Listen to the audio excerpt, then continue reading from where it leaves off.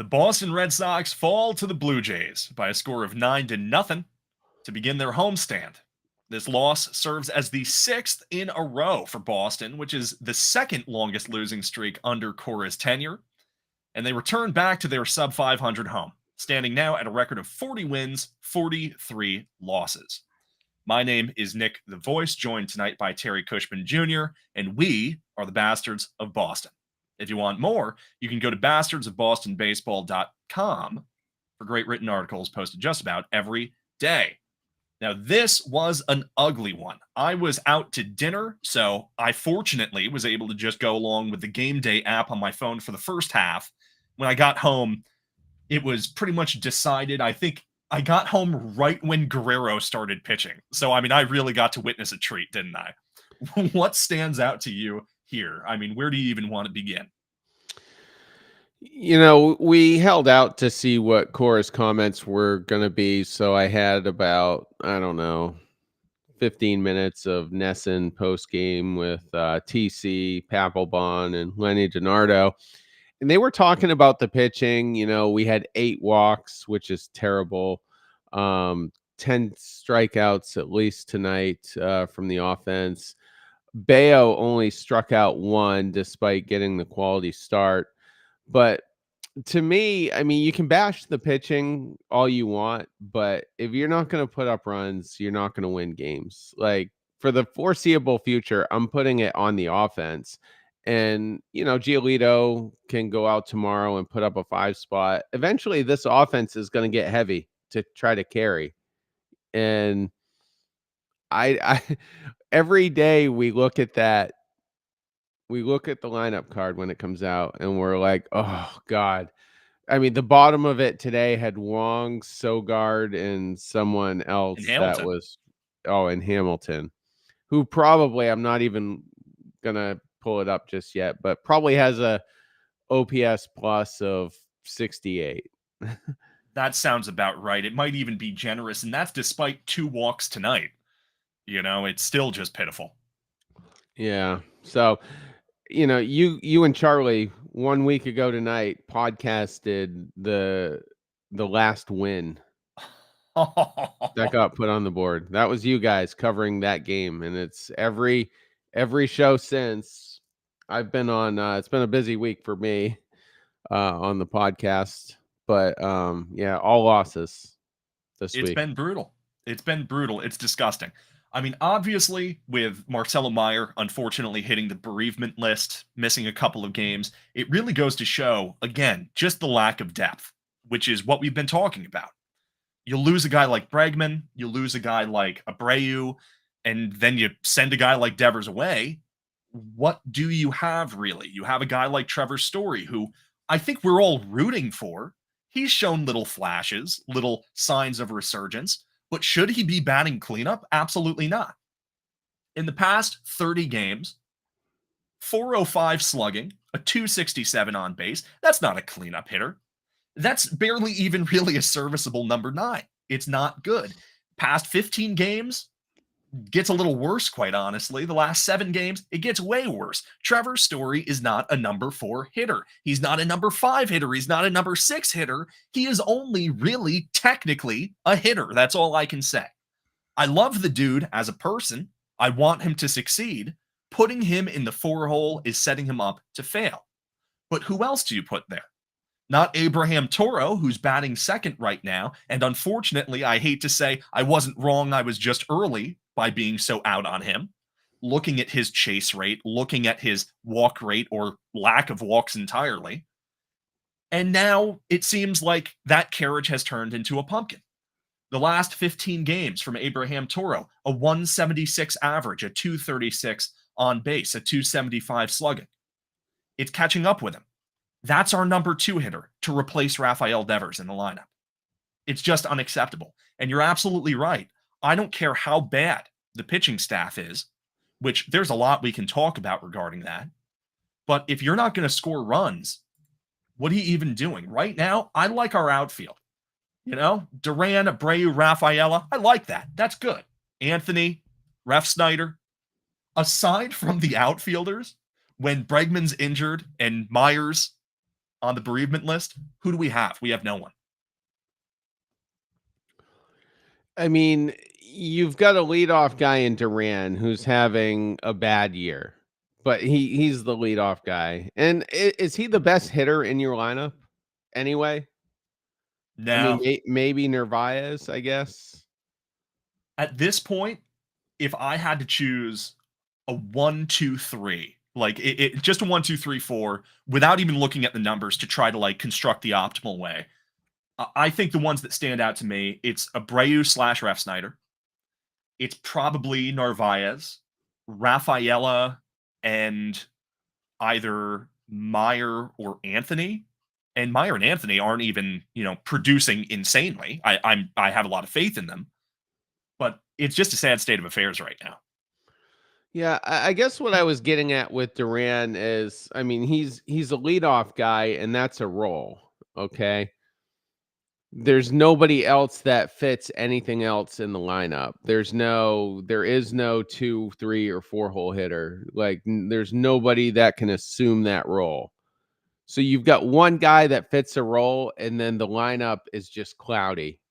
And you could draw him out of a hat. Maybe that's what they're doing. I don't know. But I just don't see how you're going to get anything cohesive.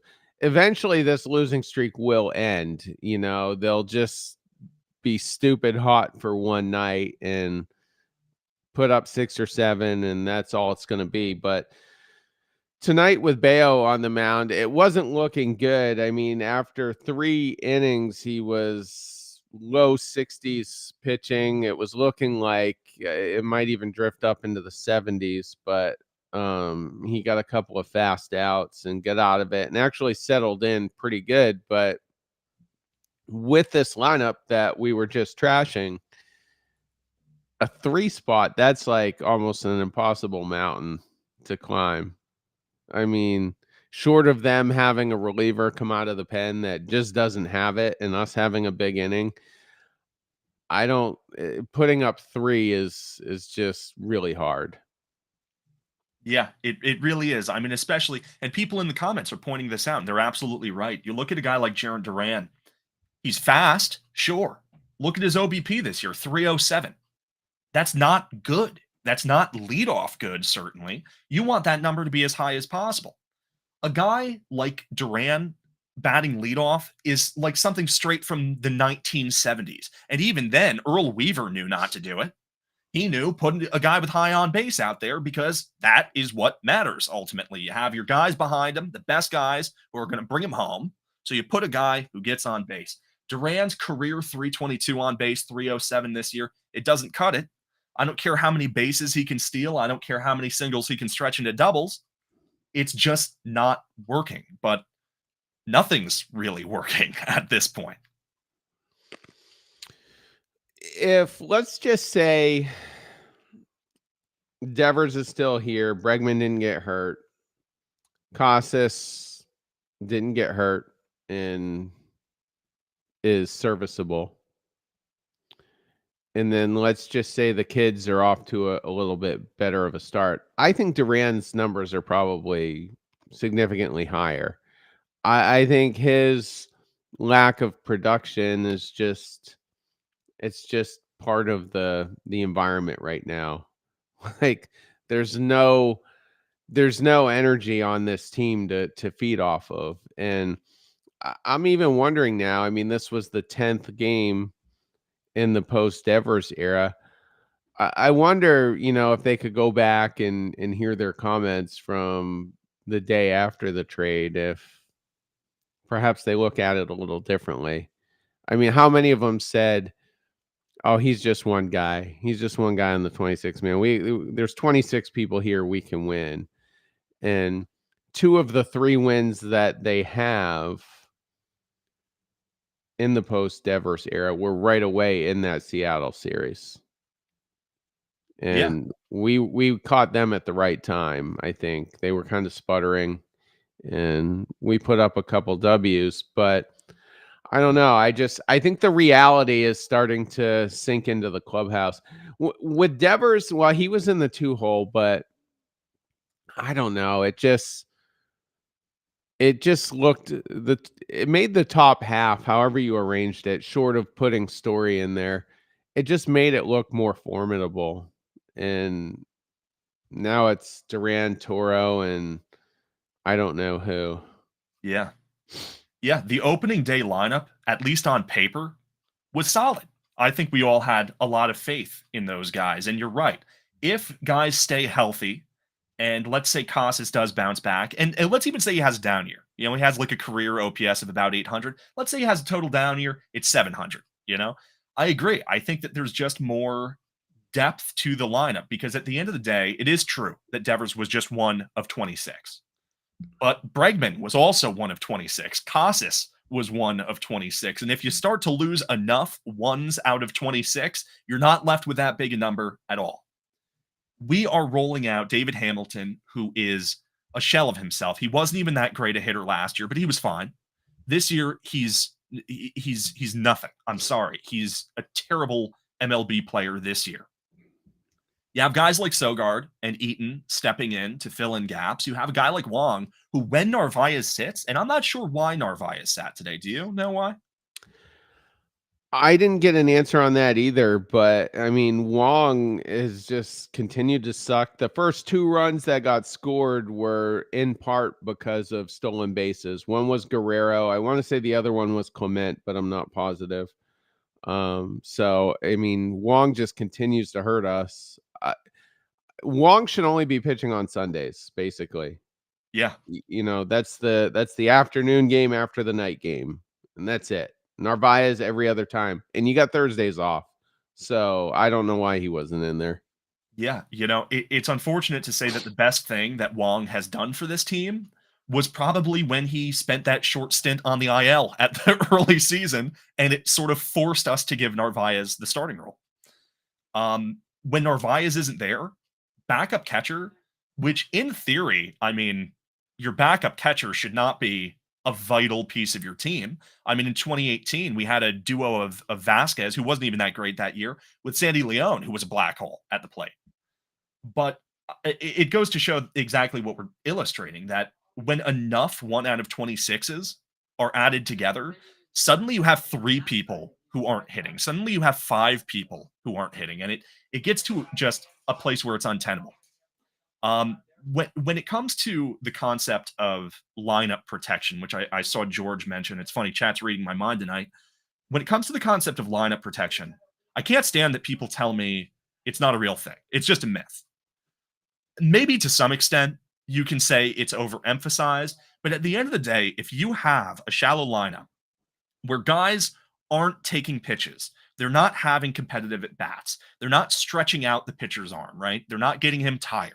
They're not getting on base, which might lead to him making mistakes. It's true that if a guy gives up a double, he's going to start pitching differently to the rest of the lineup. He's going to be scared, right? A lot of the times, getting base hits can lead to rallies. Not for this team, which has been a run in scoring position black hole really all year long, but it's true. You know, you add in just about any player to this team, as people have been saying all over Twitter, this offense wasn't even that electric with Devers.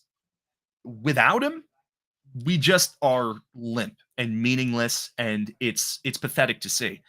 I think Meyer coming back will be huge. Obviously, I think that maybe when Campbell and Yoshida come back, whenever that is, they could be big parts. I don't know why Vaughn Grissom isn't getting a chance. It seems like he'd be better than Hamilton. I like Hamilton's speed. They say, "Oh, well, he's a vital elite speed guy off the bench." To me, that counts in the postseason more than anything. During the regular season, just give me a guy who can hit because Hamilton is getting starts. If you're getting starts, you need to go out there and have 4 at bats a game. And I know tonight he had 2 walks, but this year it's just been abysmal production. And the defense hasn't made up for it.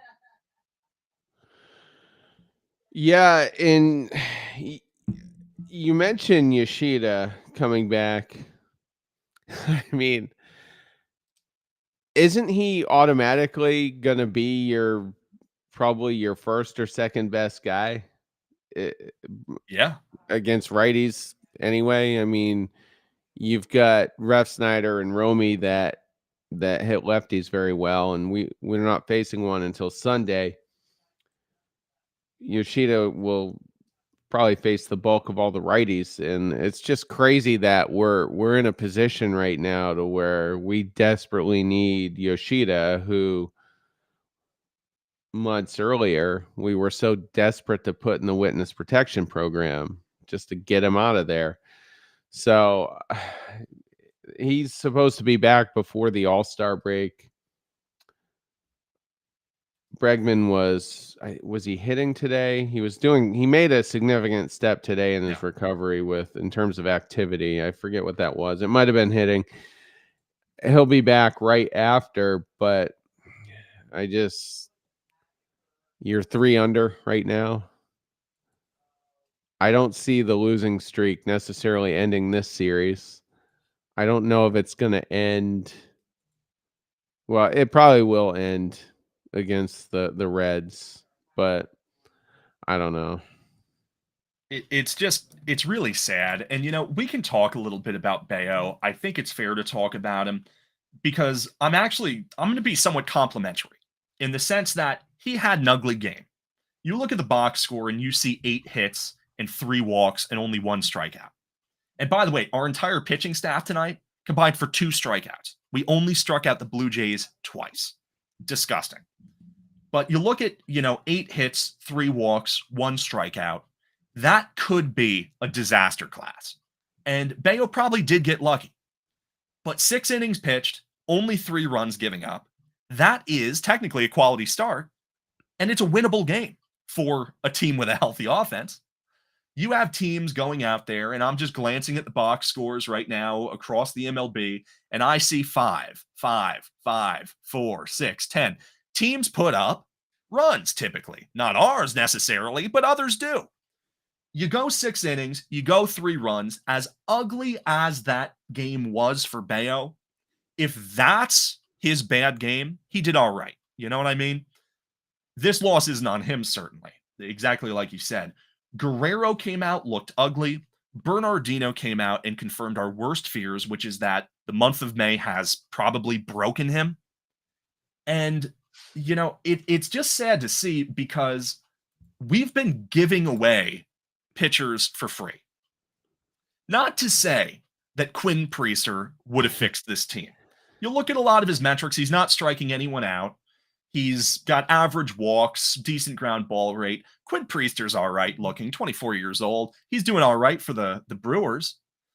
10 starts, 4 more appearances in relief, 71 innings pitched, a 3.68 ERA. I wouldn't mind that in the organization right now. I know that we got a good return for him, but again, it's a return for the future. Meanwhile, though, you look at a guy like Sean Newcomb, who is doing pretty well as sort of a swingman, longman for us. He's going to the Athletics for cash considerations. The Boston Red Sox, by the way, and we all saw the evaluation, right, of the Red Sox sort of value as an organization, $6 billion or something like that. We sold Sean Newcomb for cash considerations. He has 8 appearances for the Oakland Athletics, 17.1 innings pitched, 2.6 ERA. I'm not saying that Sean Newcomb and Quinn Priester fix this team. Don't get me wrong. Not at all. Not in a million years. But with Bernardino being worked into the ground, with Weissert seemingly not too far behind him, with the bullpen getting used so and so much that it's getting tired, I certainly wouldn't mind if Sean Newcomb was still on the roster right now, Yeah, I mean, the problem is we're getting these guys a lot, or at least in the last week or two, because you're just not having leads late in games. I mean, Whitlock and Chapman just haven't really pitched. They just haven't had the opportunities. So the bad pitchers are getting overloaded. I mean, I wouldn't be shocked if Guerrero gets optioned and perhaps even Bernardino, just to get some warm bodies up here to pitch. And then we were so far behind. Nick Eaton pitched the 9th inning to kind of take that load off. And so I'm not overly pessimistic with the bullpen. I think if we start winning again, it'll get more balanced. And as far as the pitching goes in general, I mean, the only guy in the rotation I'm really down on right now is Walker Bueller. And I noticed it must have been 2 or 3 games ago, a couple games ago, probably. The camera just kind of panned to the dugout, and you could see him and Bailey sitting there just kind of joking around. Like, Bueller didn't seem like a guy that's under a lot of pressure. I said after his last start, he's in Corey Kluber territory, and that's just one step away from being DFA'd. But as far as everyone else, though, I mean, I'm positive on Crochet. I'm still positive on Giolito, despite maybe a blip against the Giants. See, they got him late in the start with a couple of solo shots in what was otherwise a very good start. And I guess with Dobbins out, that kind of hurts, but yeah, so it's not. I'm not too worried about the pitching, and you've got Kyle Harrison should be coming up. He had a bad line a day or two ago, but they're trying to incorporate, I guess, a sinker into his Yeah, arsenal. a sinker and or a cutter, I heard. Yeah, it seems like the cutter has been the pitch that other teams have gone to. Like when we DFA'd Brazier and he went to the Dodgers, we all celebrated and we laughed at them for taking him, and they gave him a cutter and he was like the best reliever in baseball for the Yeah. last 3 months of the season. So it's clear that the Red Sox are trying to tinker with something there with Harrison. And then even Hicks tonight, I saw a tweet that he hit 100 miles an hour on the gun. So I think we do have reinforcements coming, but it's Slayton as just well. and Slayton's getting close. Yeah. Yeah. So that's another arm.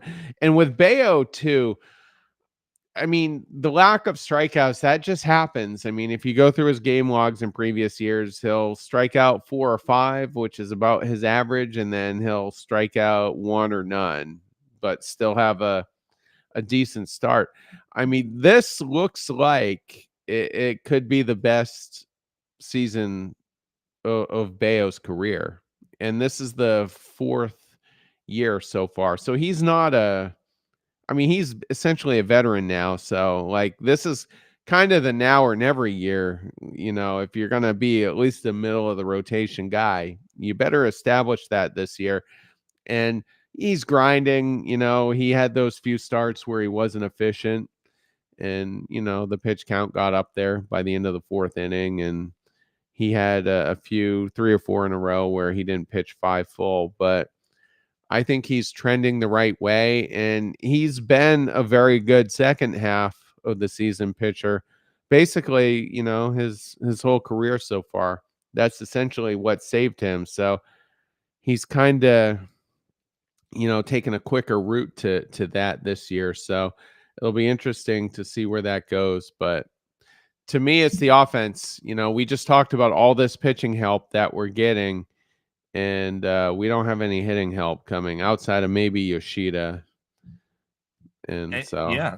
And I fear that by the time Yoshida comes back, I'm not sure what the timetable is on that, but by the time we get Yoshida back to DH with Ref Snyder, who, again, funnily enough, I mean, you listen to Breslow talking about the idea of flexibility at the DH spot. That's ridiculous to me. That's not what a DH does. A DH isn't there to be flexible. A DH isn't there to give guys a day off. A DH is there. I've been told not to curse, but you can imagine what a word I would add to this sentence. They're there to bleep and hit. That's what a designated hitter is for. You look at David Ortiz, you look at JD Martinez, you look at Kyle Schwarber, you look at guys who have DH. Well, Schwarber was a first baseman for us, but you look at these DH profile guys. They're complete liabilities in the field, and that's fine because they have the DH spot. It's the MLB. Now both leagues have it. You don't even need to worry about carrying someone, for when you go to a National League park in the World Series or, during interleague play. It's just ridiculous. It's ridiculous. The DH is not there to be a flexible role. The DH being oh well, we'll just put a second baseman there because he's the backup guy and we'll give him his days on there. That's what the Rays does, and you know what? Maybe it works for the Rays. We aren't a poverty team. We need to stop acting like it because you look at the results; they are poverty. We are below 500, I believe, overall in the Alex Cora era, or at least maybe not the Alex Cora era because he did sit out that 1 year, but since the World Series, it's just been bad. It's bad, bad, bad, and it's getting worse, worse, worse. And I'm hoping that next year we can bounce back. But right now, the problem with this entire ship is the captain. If you don't have a crew that knows where they're going, it really doesn't matter what the ship is made of. It doesn't matter how fast the guys underneath the deck rowing the oars are going if you have a guy who's just leading them in wrong directions. I'm afraid that's what we're getting with Craig. I'm afraid that's what we're getting with John Henry. I'm afraid that may be what we're getting with Bailey and Fatsy. It's just ugly right now, and you have physically gifted players who are not delivering. And I'm very fearful that this is going to turn us into a very Orioles-esque organization rather than a Rays-esque organization.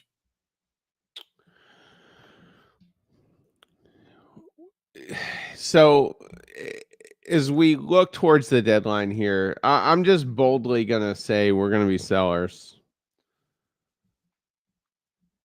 I mean, I don't see this team producing offensively. I really don't.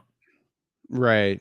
Eventually, they're not going to be able to, like Breslow goes on WEI every Thursday, and he's not going to say, oh, I expect to make big moves at the deadline. I mean, as soon as next Thursday, that could be just completely, they could do a 180, and there's no way you can tell us with a straight face you're going to be buyers. If you're going to be buyers, it has to be in the form of controllable guys that are essentially pieces for 26, 27, 28. That's where the buying would have to be. And I don't know. I mean, what is Breslow good at? At this point, I would say he's established. The one thing I will say about Craig that we know for sure is he is very, very good at giving away top end talent. He's great at that. You look at Sale, you look at Devers. I mean, he has a knack for it, man. I don't think I could do it any better. That's about it, I would say. At least Chaim Bloom, you can look at his draft record. The kids are here. Other guys he drafted, like I forget his name. Is it Mikey Romero was the other shortstop that we drafted? I think he's having sort of a resurgence here in AA, sort of raising his value. At least Bloom had that. Breslow right now, I mean, he did the Crochet trade, but like you've pointed out many times in the past, my grandma could have gotten that done. Anyone with a brain would have traded for Garrett Crochet. And look at Chase Meidroth's production right now and tell me that you wouldn't rather have him than David Hamilton. Tell me you wouldn't rather have Kyle Teal than Connor Wong. And maybe in a couple years, we'll look at a guy like Montgomery or I forget who else. Did we give up Wilkelman in that trade, I think? Yeah, we did. Yeah. Wilkelman Gonzalez. So maybe in a few years, we'll say, man, I really wish we had those guys too. The Crochet trade was good in the sense that you got an ace, but it was a desperate move because he got outbid on Max Fried, plain and simple. I don't, at the time I was annoyed with the Max Fried thing because no moves had happened, but I'm okay with it because I'm convinced he's going to have Tommy John, and that's going to be a bad contract, and so I'm fine that, we ended up with Crochet, and, I wanted Bueller. I'm just going to have to take the L on that most likely, but I essentially was happy with how the winter played out as far as pitching. Do you know what Kyle Teal's numbers are right now? They're not super flashy, I know. I think the on bases are right. Yeah, he's not doing that bad actually. He's hitting 282 with a 408 on base, an OPS plus of 120. So that's fine. That's fine. And then Meidroth right now is honestly one of the better sort of second basemen in the league right now, especially among rookies. Yeah, no power, but a nice. He probably looks like he could be a one or two hole hitter. Yeah, Um, if I just pull up my draft right now, he walks a lot too, right? yeah, yeah. Yeah, so a 349 on base right now. Sure would love that. With elite range, by the way, as well. So I don't know. It's just frustrating. It's really frustrating. Yeah, I think we could be on the verge of an interesting July in terms of what happens with this front office. Because Sam Kennedy, as I mentioned last night, he's not talking anymore. He came out and it was mandatory to talk to the media about the Devers thing, but he knows he's radioactive. He knows there's nothing he can do to change a narrative or to steer a narrative. He's cooked, and Breslow's getting there as well. And so I don't know which way it's going to go, but I think a major move is going to happen, and we'll see. But this roster needs to be cleaned up. It needs to be streamlined. You need to trade some of your lefties, and I'm not talking Meyer or Anthony, but your other lefties. You need to streamline it. I know the password could be up next year, so perhaps that's a key righty bat to help get you balanced. I'm still a Rafaela guy, Oh yeah. um, so but at the same time, is he ever going to be a 4 or 5 hole hitter? No, I don't think so. But yeah, I think he definitely has a place in the lineup. But Oh yeah. yeah, I mean, the defense alone, really, from a guy like Rafaela, the defense, the speed, and the fact that I feel like his approach this year has taken a big step forward than last year. He's a guy I'm psyched to have on this team for a long time. Like you mentioned, the password is tearing up AAA right now. I do think we have interesting players and interesting pieces and perhaps an interesting future. But the right now is really frightening, specifically because will that interesting future be compromised by incompetent leadership? That's kind of what you need to ask yourself.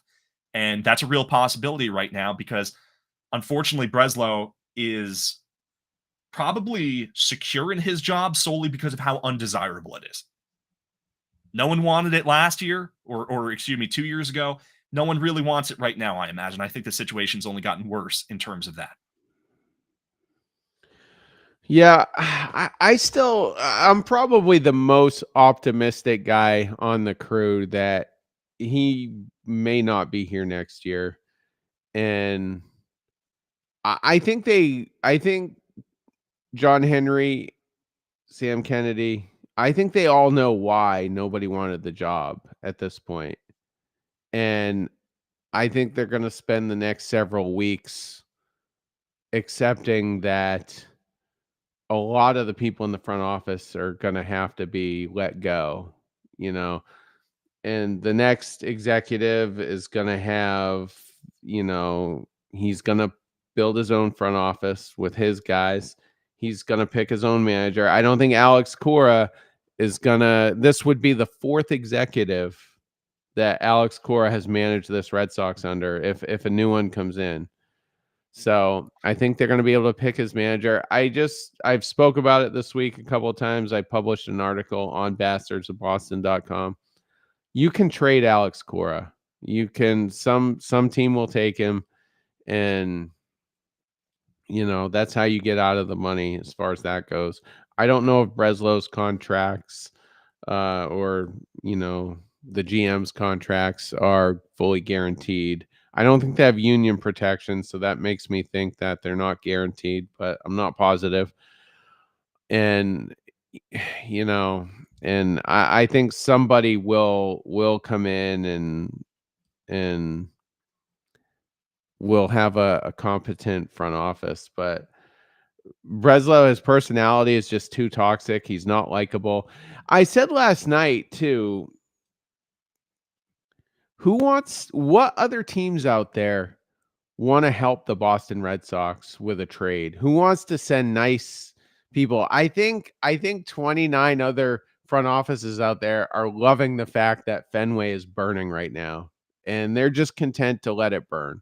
And Breslow is just that smug guy on the other end of the phone who's only going to do it if it's the perfect deal for him. And I don't think anyone cares. He's a guy that doesn't have any leverage at all in any type of deal. Yeah, I agree completely. I mean, it's no secret that since 2004, the Red Sox have had many years absolutely terrorizing this league. We have ended many teams' playoff aspirations. We have ended many teams' rebuilds and failures. We have absolutely shellacked a lot of teams. And so I agree. I mean, it's sort of like the idea that when your enemy is at his weakest, why would you help him? Right? The Red Sox have proven time and time again over the last 20 years that they can be dangerous. They can be really good. They can go out there and find great players and assemble great teams and win the World Series. They've done it 4 times. But right now, I agree with you. It's gotten to the point where no one would want to throw us a lifeboat, because if they do, or a life vest rather, if they do, then it's very possible we meet them in October, and no one wants that. Maybe we meet them next year. No one wants that. It's just tough. It's really, really tough. And I want to say one thing about Breslow, about the idea that it's very possible, and probably fairly rare, that words alone get a GM fired, or anyone fired, really, unless they're truly offensive. Every now and again, an executive or a coach will say something incredibly stupid, and it will sort of be immortalized. Back in 2018, Brian Cashman had the infamous "do damage" comment, which he immediately was forced to eat with the 4-game sweep in Fenway. And that pretty much ended up becoming the Red Sox's rallying cry: do damage. They wore it on their shirts. They sold merchandise with it. That was the 2018 Red Sox taking Brian Cashman's words and weaponizing them against the Yankees and against everyone else. I think this year, and probably for the rest of his career, is going to be absolutely haunted by the idea of we're going to win more games without Devers than we would with him, to paraphrase. It's just disgusting. It really is. It's arrogant, but I almost think it's stupid. I think it's stupid more than anything. And I think that's the scariest thing, because at least when it comes to arrogance, when it comes to pride, you can sort of diagnose where that will lead. When it comes to stupidity, it's unpredictable. You know how, sometimes your elderly family members, they'll make bad spending decisions and you feel like you need to get, I think it's called like a conservatorship or something like that. That's Yeah. what we needed for Breslow. We need someone to step in and say, we are not allowing you. We are not allowing you to trade Devers. You're clearly not in your right frame of mind. Go home, go all this. But obviously, I mean, that whole situation was such a mess. It's ridiculous. And I don't know if we end up selling, and if we end up finishing below 500 and missing the playoffs, which we probably will. I don't know how you keep Breslow around, because Henry is not stupid. I think Henry is arrogant, and he has a right to be, as many billionaires do. But how do you allow a guy to say what he said and do what he did and then keep his job? How does that reflect on you if you're John Henry? Yeah, and Jeff Passan is tweeting it, word for word, and and I've said this throughout the week. He was a science project, and it just didn't work. It just, and I forgot what I was gonna say, but oh yeah, I was just thinking tonight, because apparently we've got the lowest OPS in Major League Baseball since the Devers trade. It's like 5 something. We're ranked literally 30th. The Colorado Rockies are ahead of us in that category. And I was thinking to myself, because I've been battling fans all week. Not, I shouldn't say a bunch, but 3 or 4 of them have come at me and said we're only like a game and a half out of the wild card. And I'm like, these guys are so dumb. These guys that troll us on social media are so dumb. Breslow was so toxic, alienated himself from the entire front office. Nobody's friends with him anymore. He's so toxic that he talked the dumbest faction of Red Sox fans into believing that Devers was the toxic one and that we would win more games without him. That trade's gonna be worse than the Mookie trade. It's gonna Oh be yeah. way more damning. You know, Devers Yeah. and Mookie impacted the team in far different ways. You know, Devers was the guy you trusted in the big moment. Mookie was flashy. Mookie could destroy the Orioles on a Tuesday night in June, like nobody else. But Devers was the guy to get it done. He was the guy who had hit FU home runs off of Garrett Cole because Yeah. he felt like it, you know. And we knew he And was going to be that guy as soon as he hit that Chapman fastball. We knew it. yeah. And I mean, does Campbell, Meyer, or Anthony look like they're prepared for 104 and then to crush it over that center field? That's what Devers was. That's what you had. And it's gone because Breslow was butthurt. Like they literally, it's like this is the perfect analogy. Okay. You have a Lamborghini. And then you've got a guy like Breslow who's never driven one. Let's say he can't afford one. Maybe he can. I don't know. I don't know how much money he made in his career and what he makes now. But he just wants to take it for a spin. And he probably shouldn't take it for a spin. And he takes it down the road and he just totally demolishes it. That's what happened with Devers. That's what happened when he took Rafi Devers for a spin. He demolished it. And I'll admit Devers didn't handle it the right way, but it was totally avoidable from day one. And Breslow had the arrogance that he thought he was going to get his way, and Yeah. And I would just like to add in, because I do see someone in the comments saying it.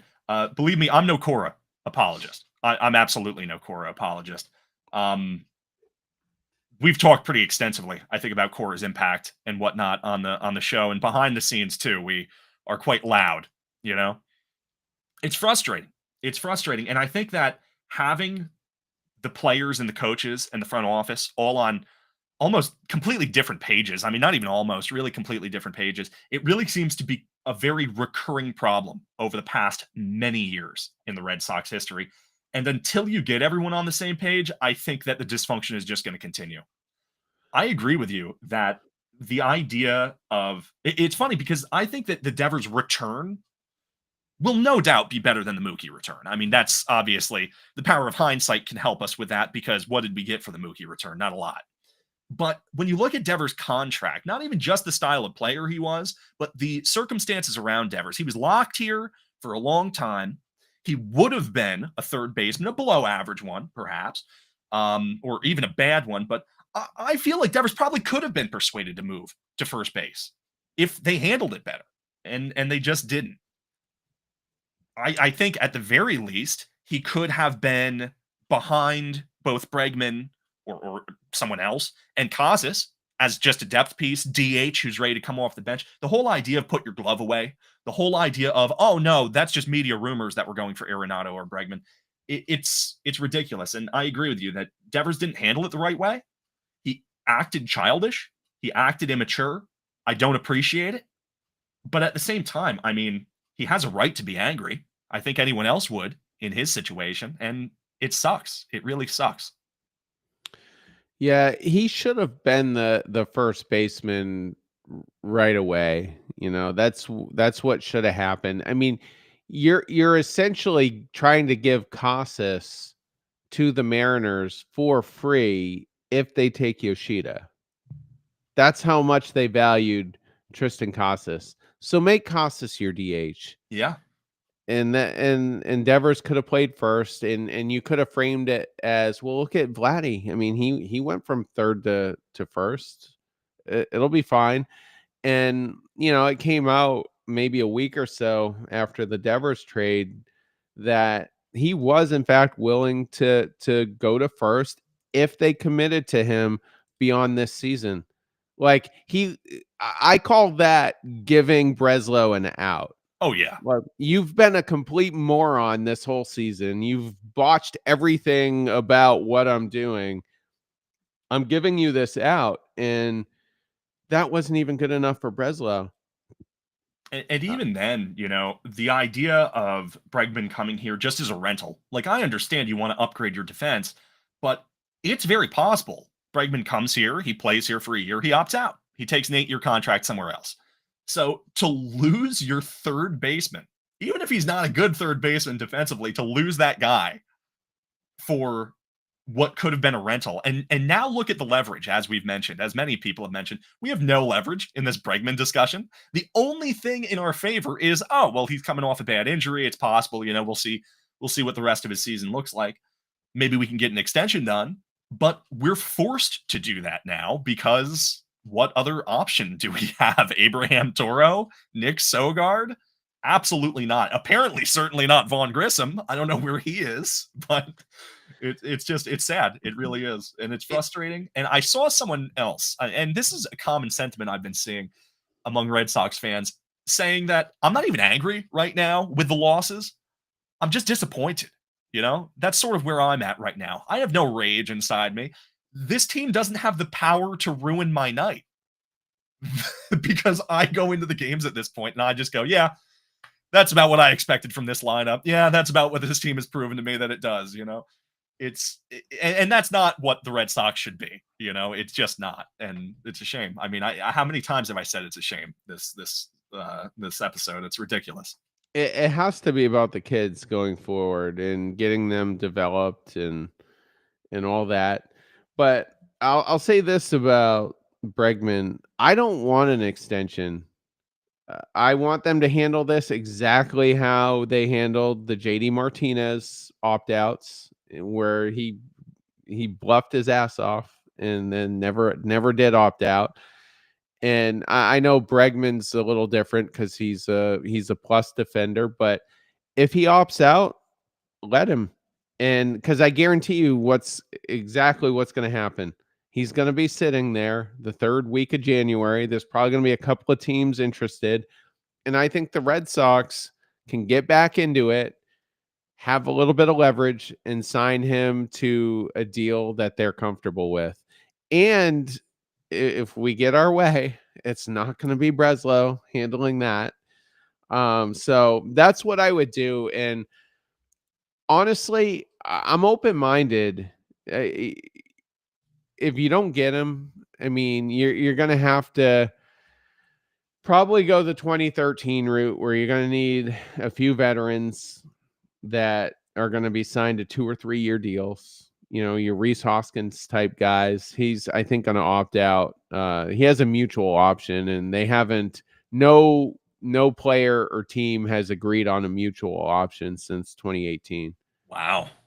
Yeah, so those aren't really a thing, even though, yeah, the player either has a very good year, like he was last I checked, and he's just going to want to go to free agency. So I don't know. Go get a few of them, but even that's only going to make sense if you develop the kids.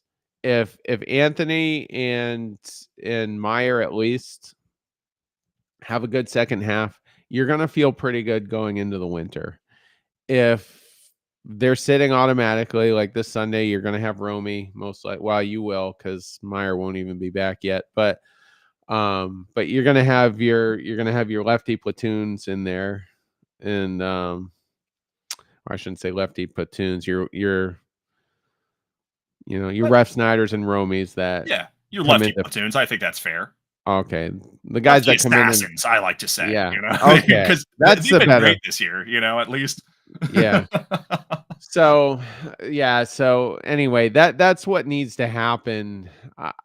I can't sit here and say that we're going to be able to retool next year and basically do what we did last winter. When you take Devers out of the equation, that's a massive, you know, that's a massive piece that you desperately need. So Yeah. I don't know how you do it, but let's just get into tomorrow. So we got Giolito Bassett. Bassett's a righty, having a very good year. I think has decent numbers against us.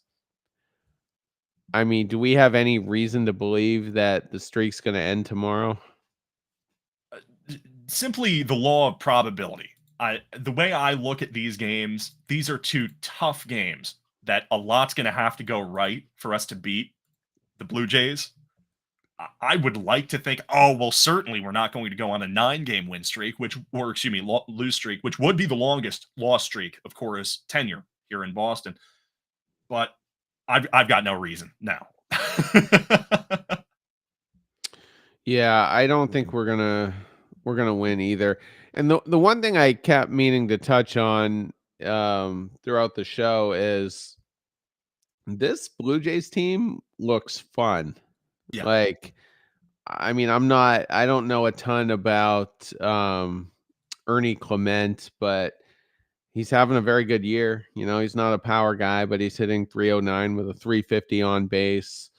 That Addison Barger guy, I mean, Hmm. he had one big hit late, but I mean, just glancing at the metrics, I mean, he's been a very serviceable guy for them, hitting 260 with a 324 on base. He's hit 8 dingers. Um, they don't really have any base stealers outside of, ironically, George Springer, who's got 9. He's tied with Andres Jimenez, who I think they got from the Guardians over the winter. But this is a team that's starting to look interesting. And we talk about the window closing. I don't know. I maybe it's a longer window than we think because they're kind of retooling on the fly. I also I wasn't familiar with him until literally tonight, but that Jonathan Clase guy, I mean, his numbers don't look super great right now. He's hitting 208. He does walk a lot though. I mean, his on base is almost 80 points above his batting average, but um I don't know. It's a very interesting team. Even George Springer, I thought that contract was going to age like milk, but he's been very serviceable. I mean, he's had his injuries. I mean, he plays probably 120 games a year, but I mean, but Springer's been an albatross the past couple of years, but this year, I mean, he's hitting the ball better than almost everyone else. I mean, he's unbelievable this year, not just the surface level, but the metrics too.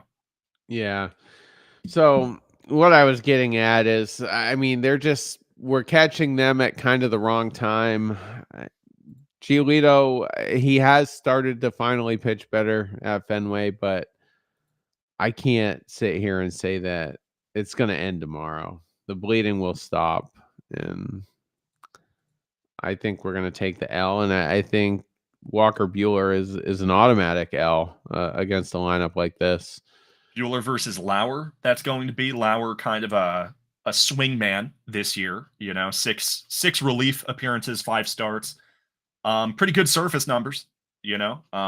Pitching pretty decently under the hood too. So it's going to be a challenge. It's going to be a challenge. I would fully expect us to see Giolito have a nice game. We might even see a Bueller bounce back, and yet we would still probably lose both of those. So yeah, I'm going to be a pessimist here, and maybe you could just call it a realist and say we're probably getting swept. Let's go for 9 losses. If the lefty was tomorrow against Giolito, we would have a shot. Yeah, Then I would I agree. say closer to 50-50, but since the lefty is against Bueller, I don't like it. And then Yeah, Francona is gonna laugh his ass off the whole time in that series. How pathetic we are, and yep. so all right. Well, we'll wrap on that. We'll be back on let's see, Sunday. That's usually a Charlie show. So we'll see what did happen for the remainder of this series. Yeah. Everyone, good luck. Stay safe. Try to stay happy. I know there's not a lot of reasons from Boston to give you that right now. I mean, if you're from Boston, maybe you can look forward to the Patriots season. That's sort of where I'm at right now. I've been Nick, joined by Terry. We've been the Bastards of Boston, and we hope you have a great rest of your day.